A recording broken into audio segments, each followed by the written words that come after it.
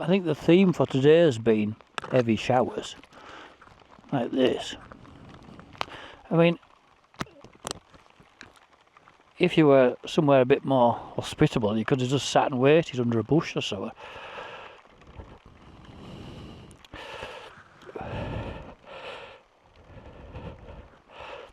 Because it's not funny riding through rain at best of times. Everything, well, your gloves get wet. That's not funny. Your boots and things get wet. Often it's more the peripheries, and it's not cold, but at the same time, not much fun really being out in it like this.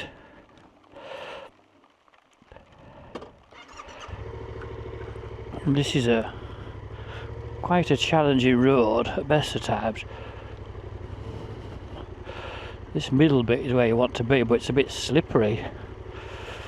And when I came through this puddle, I went through the left side, which I want to do again, because it's if I don't drop this bike, it'll be a miracle. Not good.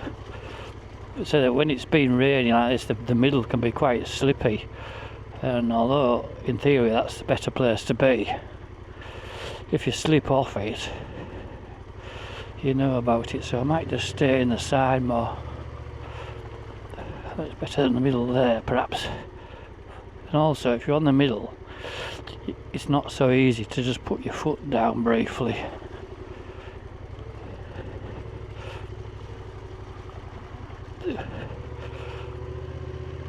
So I thought I was recording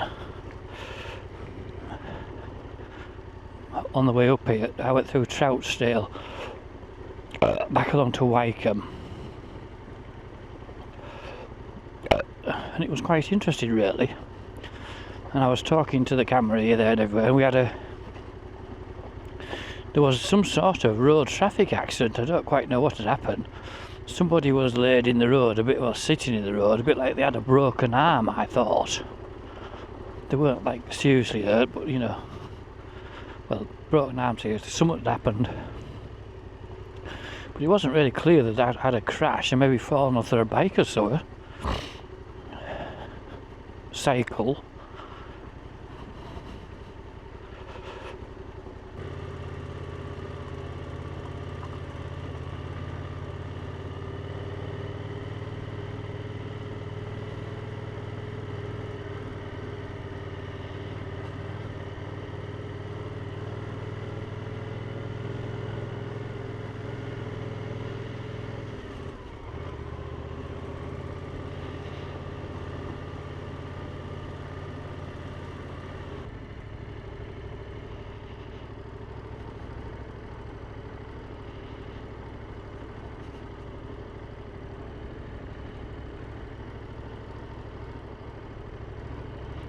So we're looking across, I suppose that it's still Rydale, but I would maybe call that the Vale of Pickering. I don't know whether the wide angle you can see it's a very tall grey building in inverted commas. It's actually grain silos. I'm not quite sure whether there's like grain silos inside it or what exactly.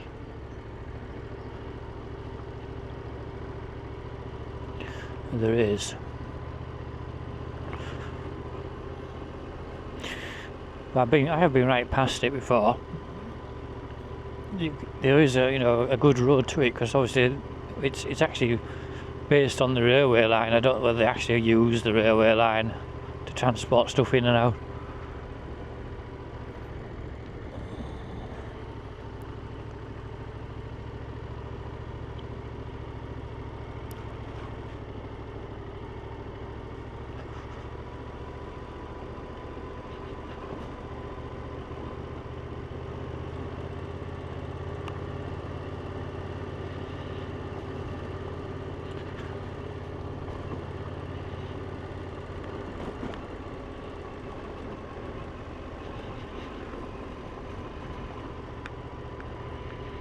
That's the waste processing facility on the right. I don't know what that means exactly. Whether you can just take stuff there and they'll do take it. And we're just coming into the celebrated pretty village of Thornton-le-Dale. Now, well, it is undoubtedly pretty, but it's a bit sort of, it's a bit too popular for its own good because of the series about old cars. What is it called?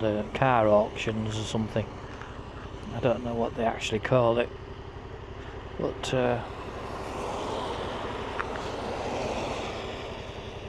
it's been raining more down here.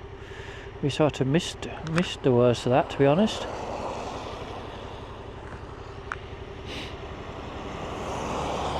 Busy going that way towards Pickering, Scarborough, I mean.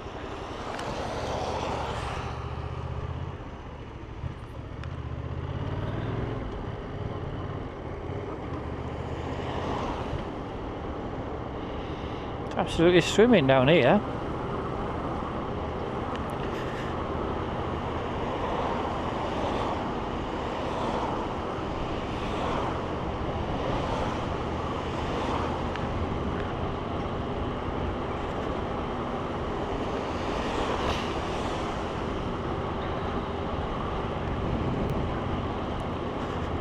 So when I didn't have my camera on, I've been exploring here, there and everywhere this side of the hill, up the onto the sort of limestoney area.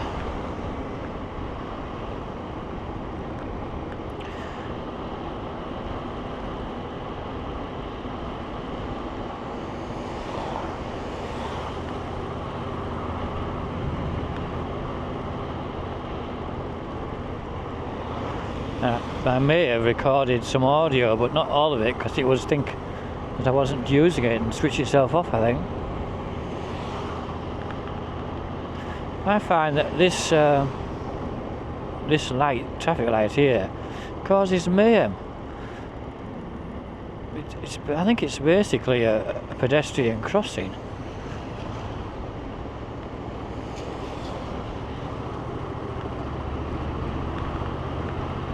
There's the Matthewson famous used car auctions. It's quite an interesting programme. Yeah, I must admit I have to watch it a time or two. I aren't really a TV person these days, but he goes around picking up scrappy old cars, which in many cases are sort of ones that you remember from your youth if you were over a certain age. So there's like Ford Anglias and things like that, but even more recent ones like good Ford Cortinas, you know, they're all quite, I mean, I wouldn't mind having a nice Ford Cortina. I have no intention whatsoever of buying one, but I can see the appeal.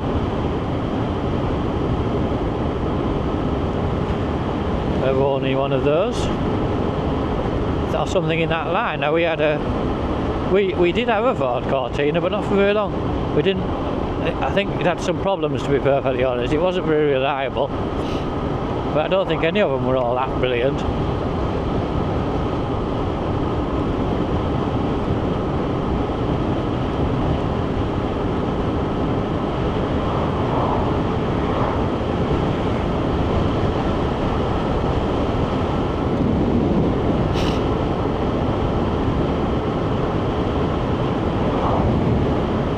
I must say, it's about 5:45 and I aren't the least bit hungry. I had for dinner I made a pizza, a smallish one, but I must admit it was very filling. But I still managed to eat it all, but it was so yummy.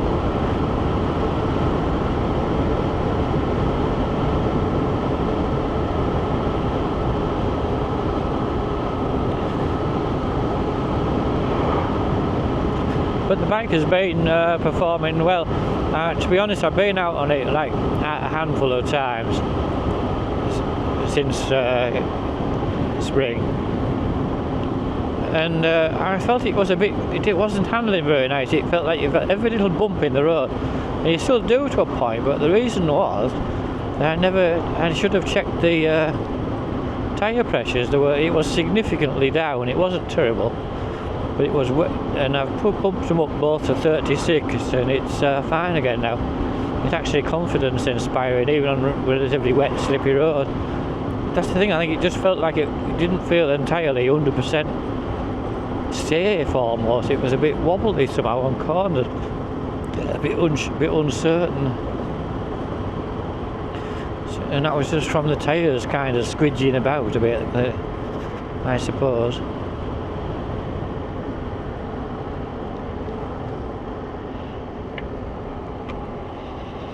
This side of Pickering is called East Gate.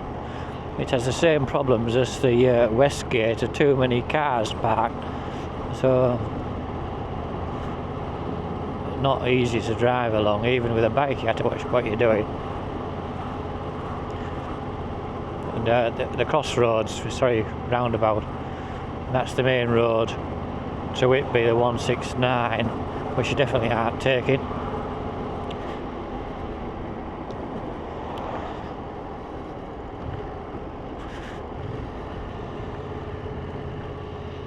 Actually, the traffic is a lot less than it has been. Earlier I came through here and it was absolute bloody bedlam. People going to Scarborough mainly, I suppose.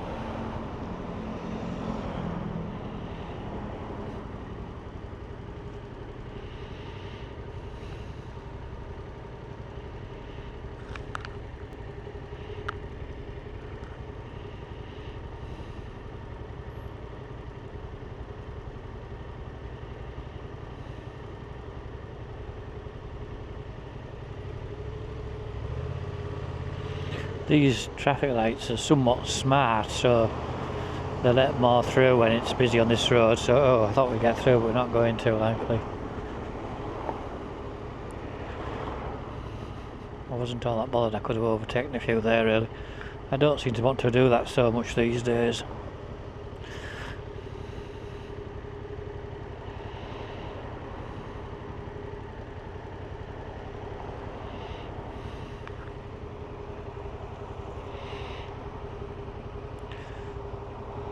Up to the right is where the North York Moors steam trains start, and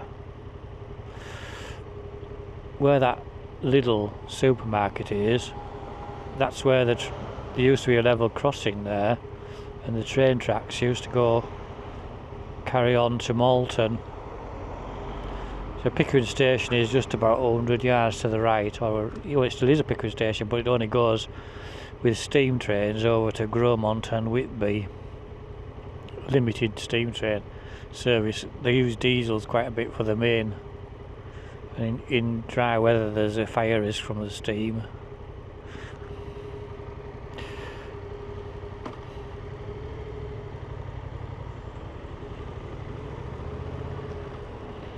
Never been in that supermarket.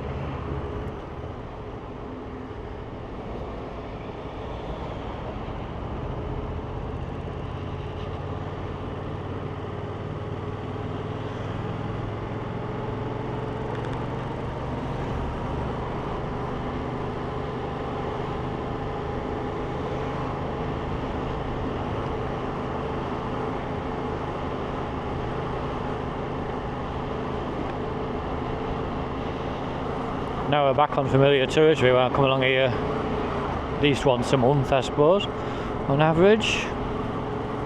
Thereabouts, anyway.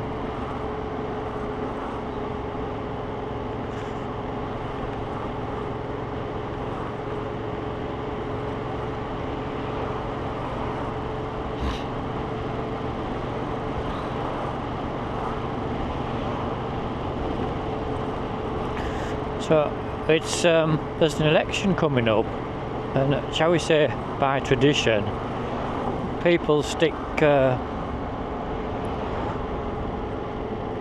placards up for Labour or Conservative or whatever. I haven't seen a single one. I think most people around here, I think Rydale might have been Liberal in the past. It's probably mainly a Tory area, and there's still plenty of people who are going to vote Tory because, well, Labour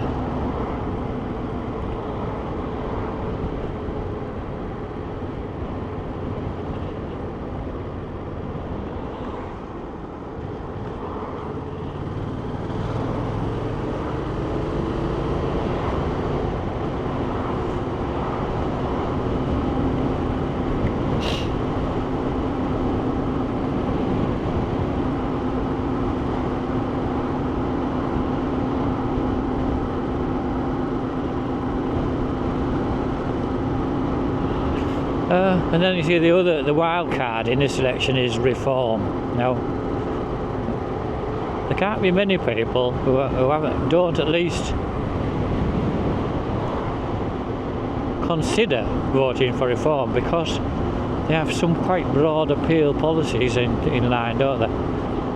And Farage, the mate, is basically, it's a one-man band. That's the trouble. Everyone, I'm going to say everyone likes Farage, would be a mistake, but everyone knows him, and even if you don't like him, I think you'd have to admit he's got a sort of charisma, and he's got like a leadership quality, hasn't he? So I don't mind him. He's not my favourite person either, but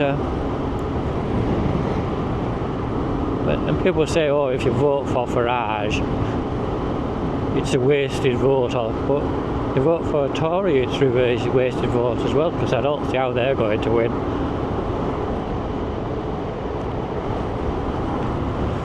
Going to win anything. So I really don't know. I haven't decided yet what I would vote for, but it wouldn't be Labour. I wouldn't vote for Labour. Because for a start, their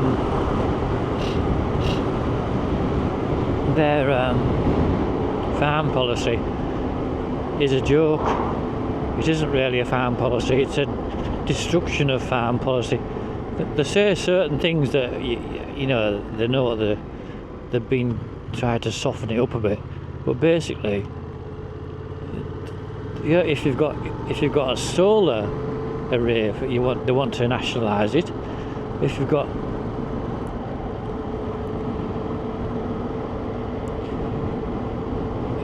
fields they want to build on, they're going to just grab them. All right, they'll get paid, but you know, a very urban-centric agricultural policy, you can call it that.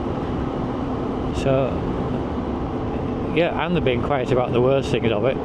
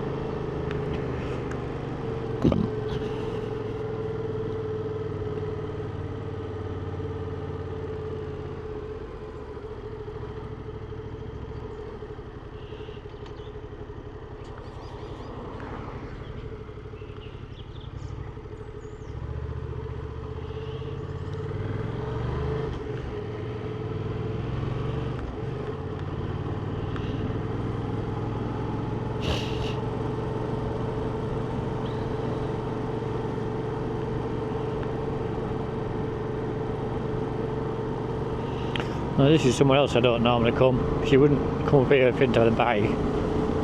It's actually not much difference in the distance. You come out further along and then you go along a straight lane to Cropton.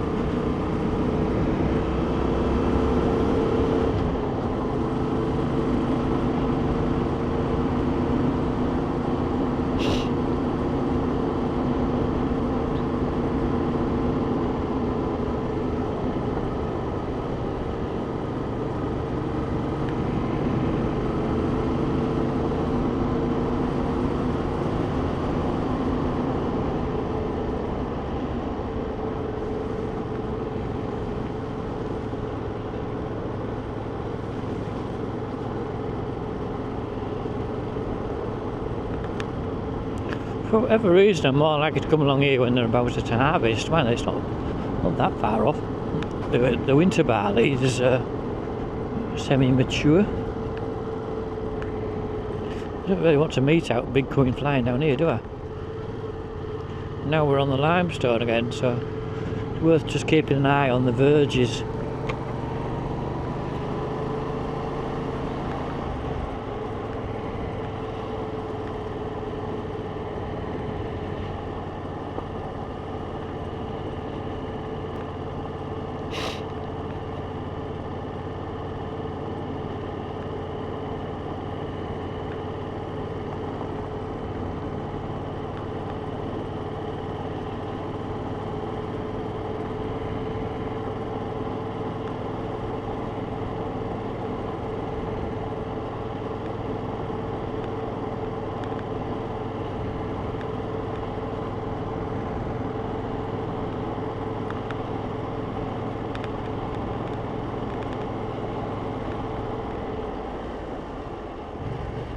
Now then, not quite sure what that was. I thought a red kite at first.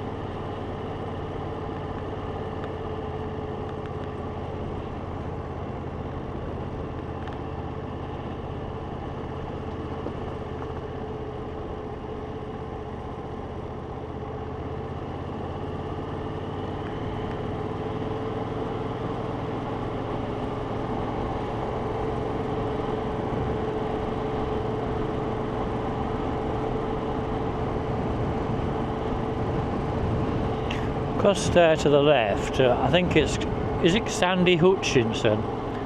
He has like a somewhat makeshift, like used farm machinery and tractors yard. I'm not saying anything second rate about it. It's just basically it's just stuff parked in a field. There's no sort of showroom. Well, there is though. I don't know, I've never been to it. But all this stuff is a bit cheaper because it's older stuff, you know. Blimey.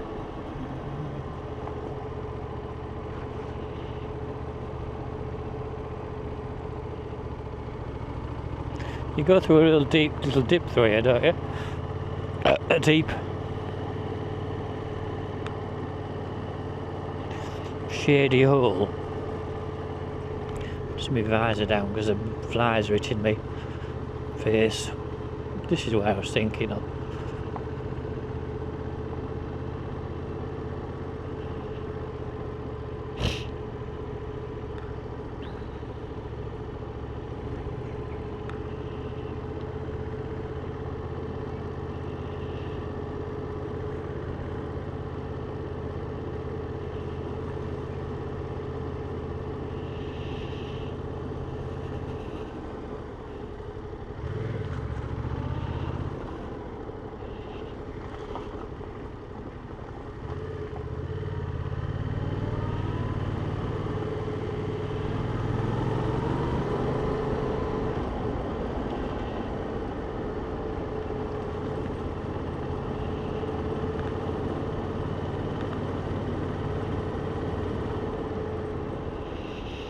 This is the road from Cropton to Newton on Rawcliffe, and it has a bit of a look, to me it always has a look of a Roman road about it.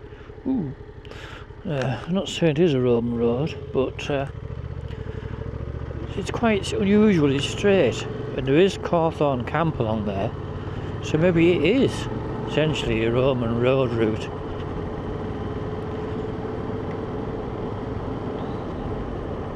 With these wide verges, which the adjacent farms used to cut these and take them for hay, both sides, especially that side, They don't seem to be doing it anymore.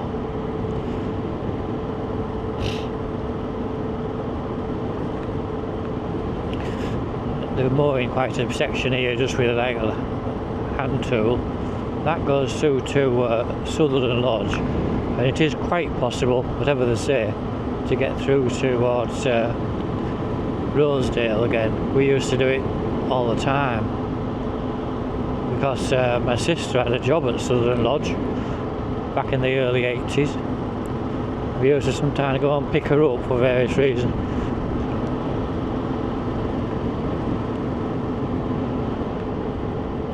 See that this verge here has been mown for hay, but it looks a bit like it's already been picked up, doesn't it? But that's keeping the fertility down, so it's potentially a good flower verge, but it looks like it's mainly docking, I think. They're not very excited on there.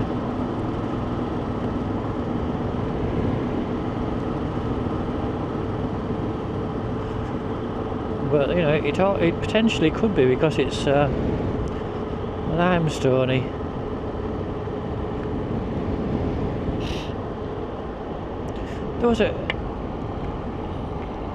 I was looking at Cropton Village has its own not very good website, and there was an account of a car crash here somewhere, and the car was inexplicably on its roof.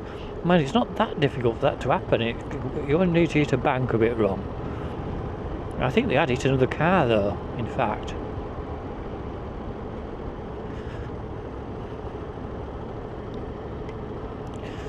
So it's 6 p.m. according to my clock. I know it's a bit out, but I don't know which way it's out. And this is Cropton Village. We often go through the end of it without really going into the village at all. Quite a nice little village. There was a house to sell on the left here, which I actually looked at it. I didn't really particularly like it, but it was in a sensible price range of around £300,000. But it was like quite tiny. There was scope though. Is that it there? That one there? Yeah, they've done exactly what I would have done, which is at the back there was like a scuzzy old outbuilding when they made that part of it want to be like a nice kitchen. But it's a quite pleasing but very quiet village, because it's truly off the beaten track.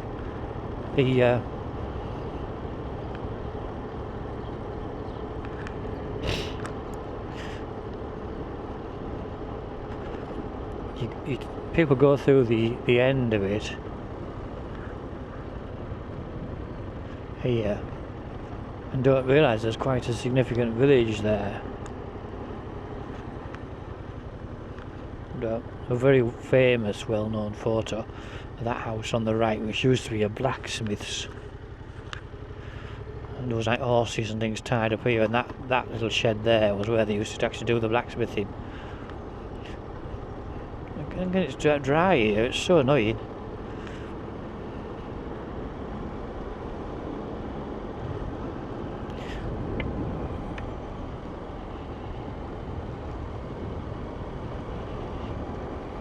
But I know this road like the back of my hand. However, it's not a fast road.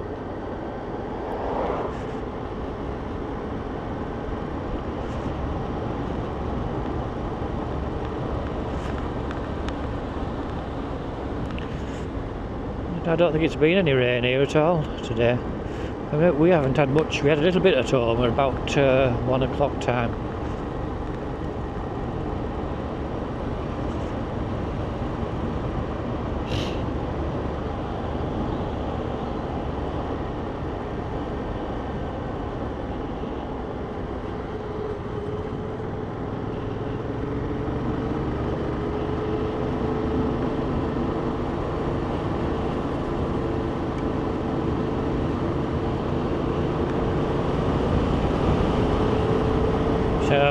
This area is called Black Park, just before the forest starts. And the forest in it not that long ago was kind of low scrubby moorland, a lot of birch trees and such on it. Quite acidic soil as soon as you get to here. And anyway, it was all planted up originally. A lot of it was actually the 1950s. There may well have been some of it forest before that, by the Forestry Commission, who aren't really a thing anymore, but there's a kind of, I think it's called Forest Enterprise, or maybe I'm out of date there. Been kind, I wouldn't say privatised, it's not Forestry Commission anymore. And some of these trees are those first generation ones from the 1950s, but not very many. The majority now have been felled and replanted, because the life cycle of commercial forestry is about 50 years. So those might be early ones, but a lot of it, they've been somewhat sensitive. They haven't filled all of them near the road, so there are some patches of older trees remaining.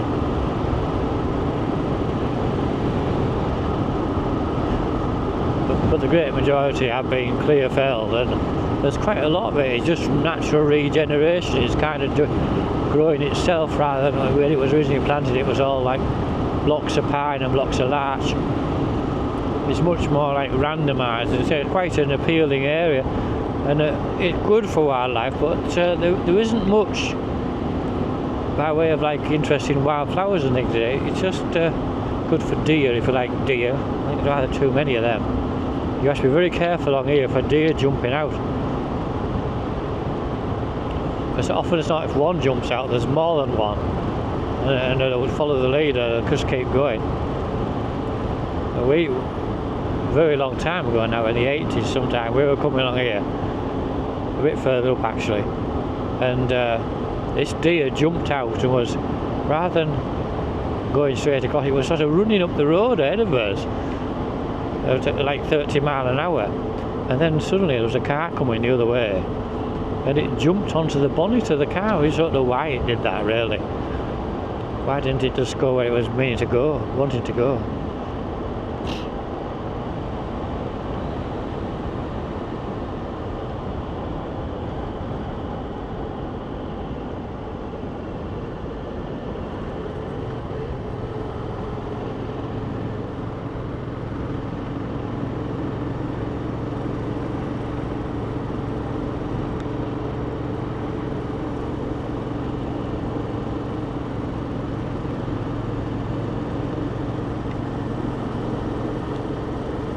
And this pub on the right, it's the Blacksmith's Arms.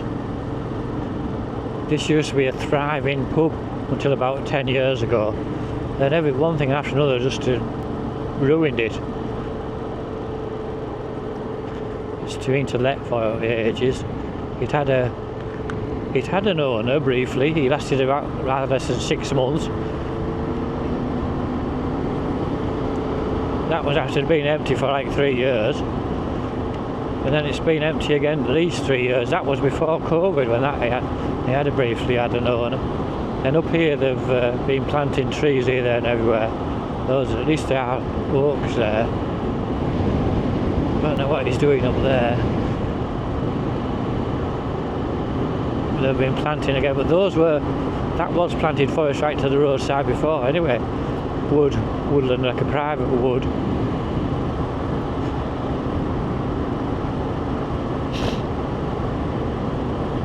On the right here, it's like scrubby birch trees. That used to be much more open, like rough grazing moorland.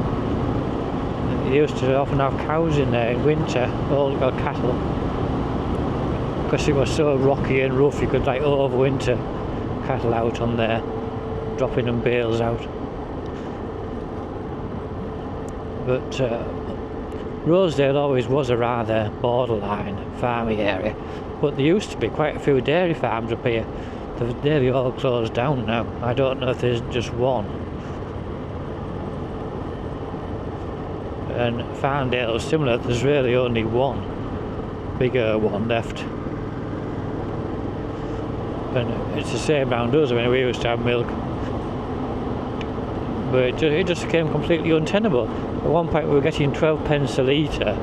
It didn't even cover the feed bill, never mind the electric bill thing.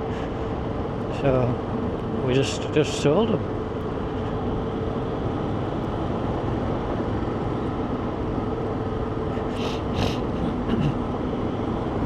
They used to have a lot of cows there. Craven Farm. They're at least getting on for 100.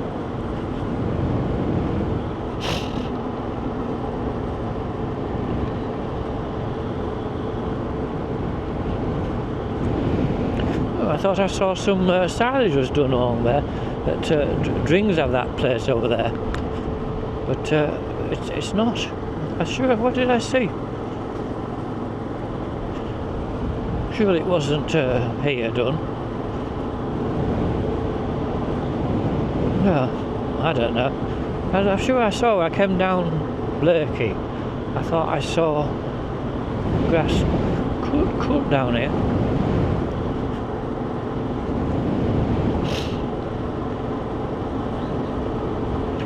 It might have been that other farmer who used to have ashes. I don't know what he does now on Thorgill side. I just saw some bare ground anyway. There's this Yachts Farm. They always used to do their own silage with a forage wagon, and I don't know what he was doing in more recent years. We've all gone a bit to pot there, because I think the main man, who's about 10 years older than me, he's more or less given up with it. He can't do it anymore. So I don't really know who or what has it now, but it looks like someone has sprayed off the dockings, or maybe they even put fertiliser on. It's a bit unclear what they'd actually done, to be honest. There was some wheel marks to it, because earlier on it was just a mass of buttercups.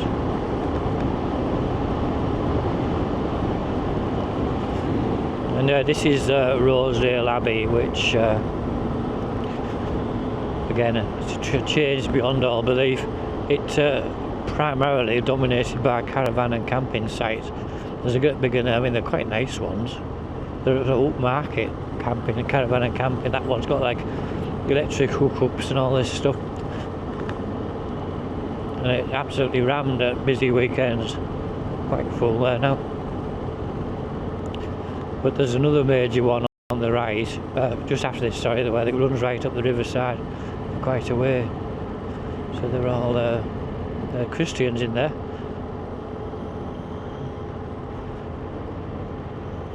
Oh, hang on a minute. I think it was, well, I shouldn't even say, but it was Jan's surprise birthday in there. Birthday party. A landmark birthday. I don't know when that was now. I actually got an invite for it, but I didn't, well, I don't know Jan that well.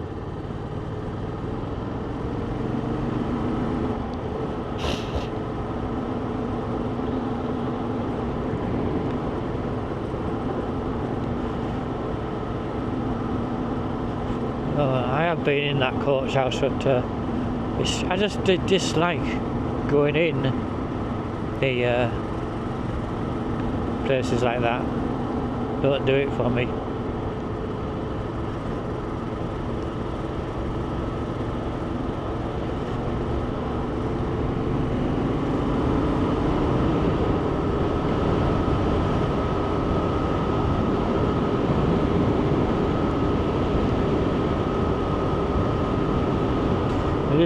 This place is it's called Bell End Farm there, isn't it? That used to be a dairy farm. They didn't have their cows there though.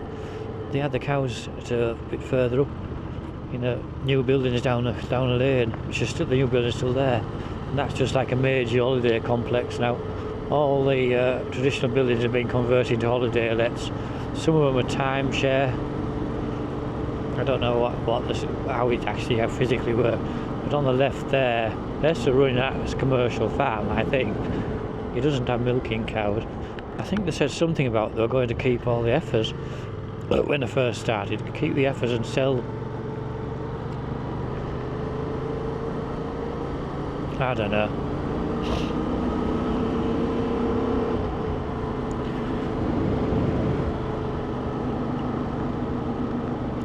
But what I don't know is if you were, there's just no way you could think of starting up a dairy unit now, because you need about £2 million spare before you start it.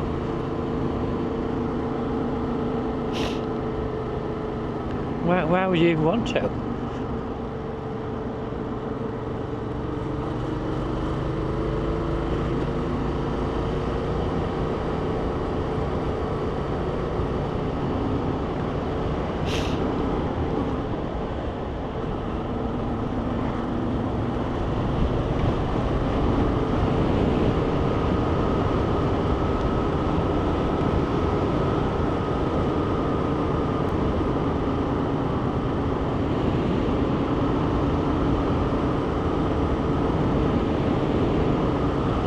Right, I think I'll stop at the top of here and turn this camera off, because I don't see any point recording and going over the moor yet again.